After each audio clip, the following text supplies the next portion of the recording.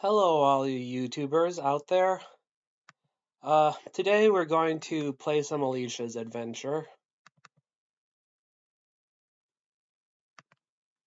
I hope that,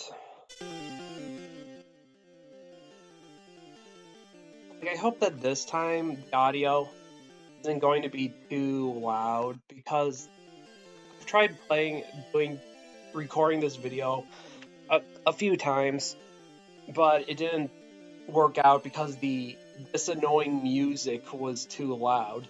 So, a small improvement that I made is I kind of like fixed the roundhouse kick animation, and like originally it had an animation error, whereas when like she did the roundhouse kick I accidentally like animated her a little bit too big and I was able to like fix it. I also like now when she ducks she brings the gun with her.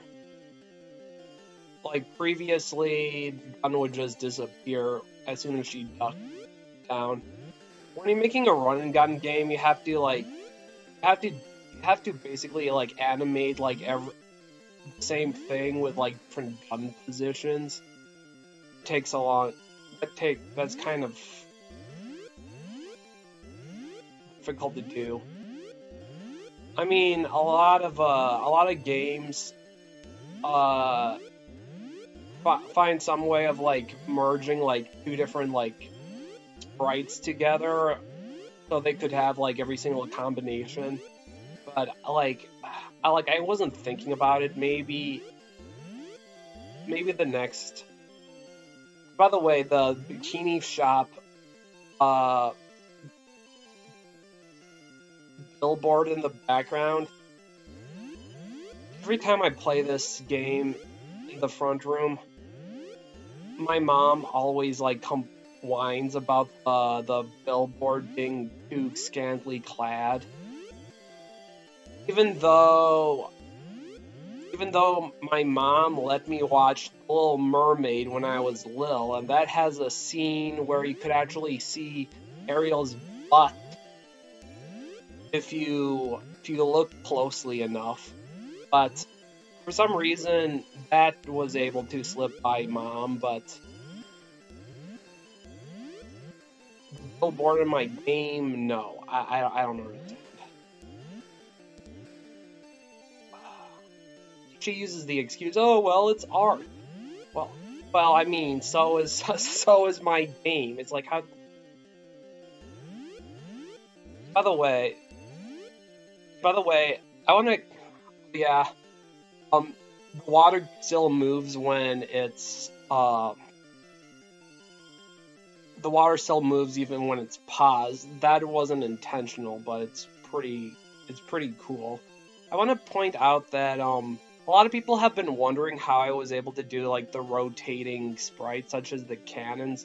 A lot of people think that it's either done using either pre-rendered sprites or if it's done using a Super Effects chip. It's not. Doing it. It's doing it all on stock hardware. If I go on the initiation code and I scroll down to where is it?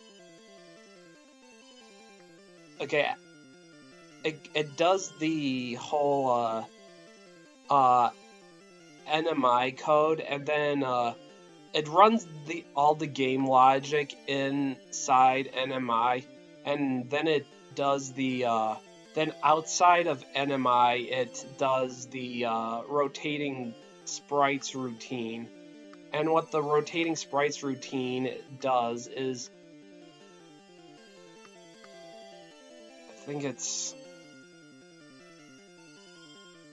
in here. Like, for some reason I thought it was much longer, but anyway, this routine right here is the routine that does all the like sprite rotation. And if you look, you see this is the SRAM on the cartridge. I'm using like 128 kilobytes of extra cartridge RAM, so that the game has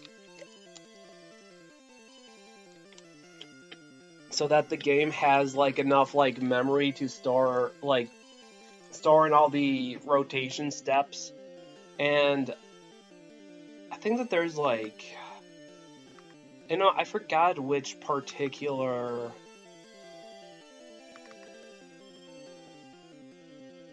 Oh, okay, it's here. So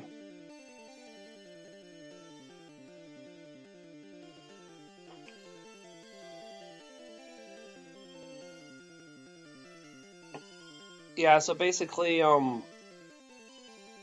there's one level segment. I think this is one level segment, and this is another level segment, and this is for like level 1. This is level 2. I think level 3 reuses level 1's rotation data. But anyway, like these are the list of sprites that it needs to pre-rotate in memory. And yeah, and if you're wondering like, but this cannon is so close to the beginning, how did you do it so fast? Well, actually, with this particular cannon, the frame of him like pointing it to the left just so happens to be the first frame to be rendered anyway. So that's how the rotating sprites actually worked. No super effects chip, no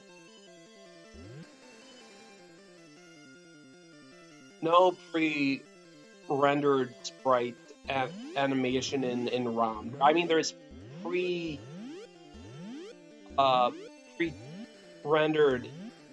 sprites in RAM, but the pre-rendered sprites in RAM are being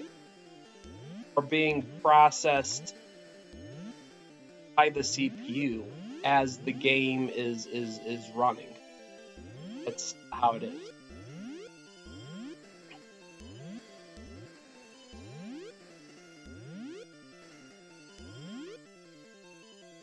I just want to make sure this thing is moving.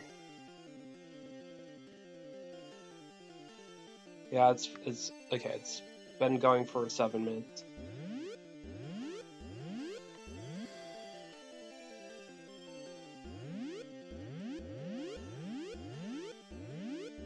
And you may be wondering, okay, oh yeah, okay. Now this boss right here is pretty interesting. I'll do some layer toggling. The rotating log. Now, when you see like most rotation and scaling in most Super Nintendo games, it's done with Mode 7. However, Mode 7 has the limitation where you could only use one background layer at a time. And I'm currently using 3 at a time. So let's look at what each background layer is. So background 1 is the log, or the wooden board. Background 2 is this robot guy. Background 3 is the clouds and the scoreboard. The way the way tile per offset per tile mode usually works is that there's usually 2 background layers in mode 2, which is offset per tile mode. However, I'm using 3 layers here. How am I doing that? Well, if I get rid of this guy, if you look, this where the right, as you could see, there is no this part of this board is not showing up in any of the blue area, and let's see it. No, there's nothing there. Okay, let's put everything back here. Oh wait, why isn't... Hello? Okay, so, like, I'll get to that part. I had to, because I kept dying during that part, I upped the, number of lives to 16. Which you could see in the live counter in the top left side of the screen, and the score is actually the number of CPU scan lines it's using. Because like that's not an actual score. I'm going to eventually put an actual score in there, but I'm just using it as like a CPU meter.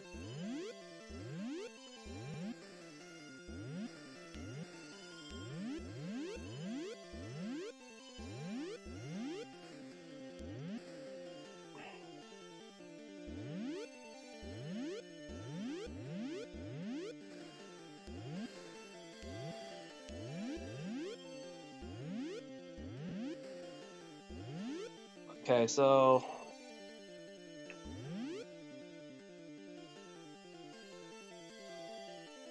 let's look at how this works. I take this robot away, and if I take this thing off, you could see that the wooden board never goes past the white area. I guess maybe it does a little bit, but it's covered up with the guy's hands anyway that you don't even notice.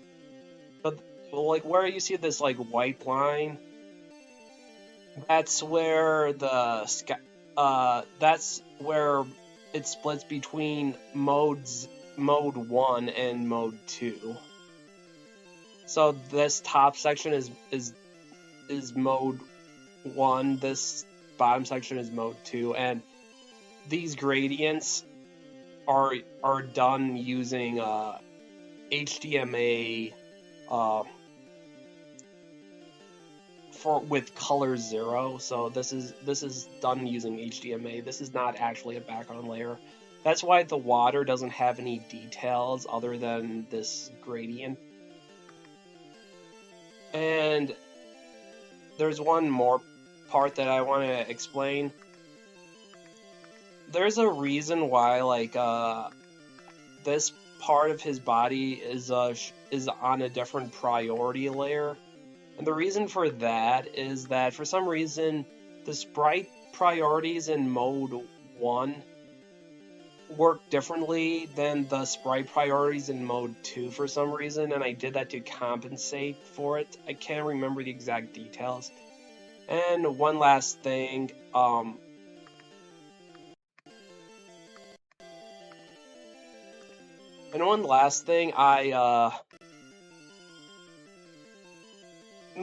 animated this guy in a way that looked kind of like a multi-jointed boss.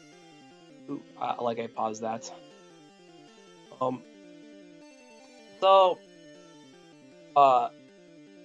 I already beat him, but he's like deliberately symmetrical to save up on DMA bandwidth. If you were looking closely, you could see that, I mean, it still took a lot of DMA space, because there's a little bit of tearing at the top of the screen, which usually happens when a DMA is running slightly too long. But by the way, this section right here actually has a glitch. If I wanted to show off, this is kind of like interesting. If I have like too much stuff on screen, I get graphical glitches, and the reason for that,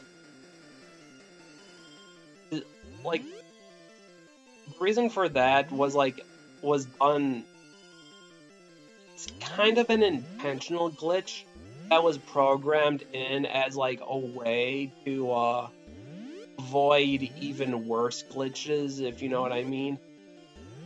Super Nintendo has limited, even though the Super Nintendo has 64 kilobytes of RAM total, it only has 16 kilobytes designated for sprite VRAM, and it's a really annoying limitation.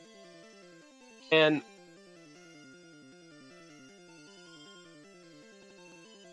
I'm using a like dynamic animation routine, and there is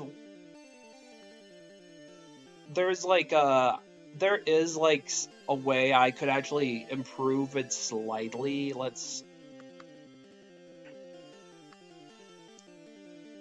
When there's too much like unique sprites on screen, it has to like borrow some, like another sprite, if you know what I mean.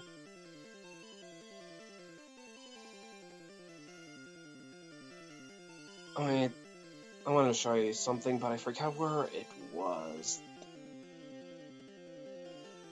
Okay, that's the tile attribute. Where is it?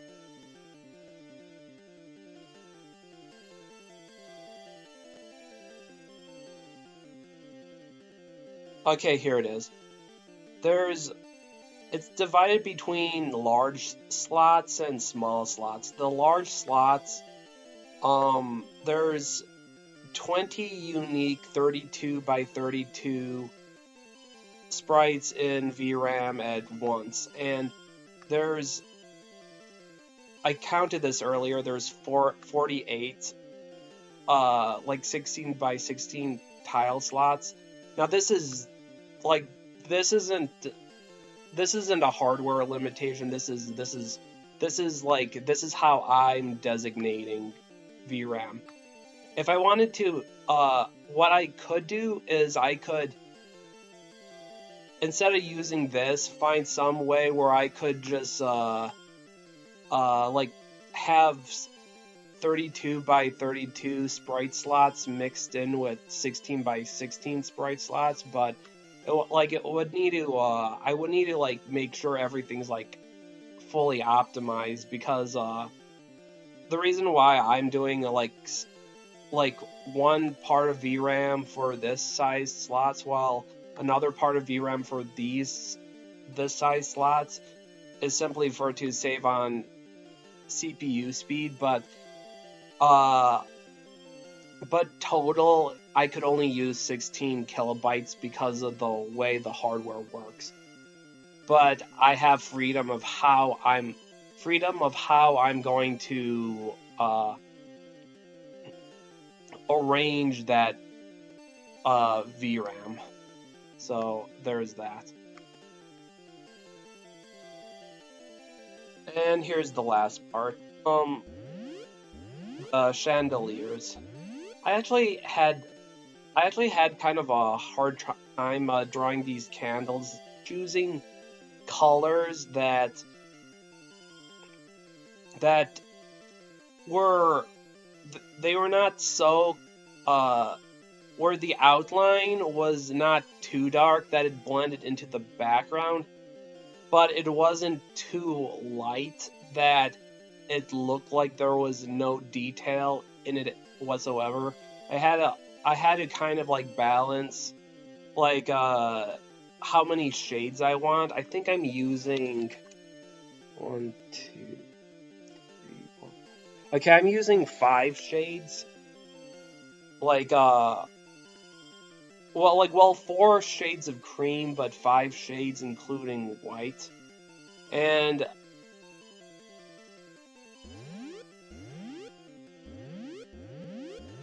if I used more shades, it would have like looked funny compared to all this other sprites with less shade. But yeah, I had to kind of compromise. Okay, if I needed the color choice to be like less contrasty than normal, but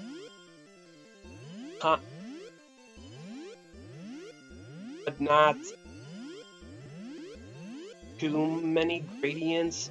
Otherwise, it would have wouldn't match the art style that I currently have. So that was that. So this is as far as I got. I think maybe up here I might put a kind of like a skeleton dragon with like a bone tail that waves in and out of the lava, and Alicia could basically the skeleton tail is basically what Alicia could like stand on. She has to balance her on the skeleton tail while it's waving in and out of the lava. So yeah, this is as far as I got in the game. I hope you like this video. Bye. Click the subscribe button.